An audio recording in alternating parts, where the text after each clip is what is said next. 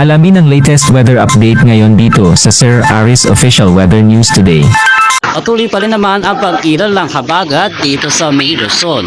Makikita natin dito sa ating satellite imagery, meron tayong pungkol na kaulapan o concentration ng mga kaulapan natin dito sa western section ng ating bansa. Kaya inaasahan po natin, dito na lamang tayo makakaranas ng mga pabuso-buso ng malalakas na pag-ulan.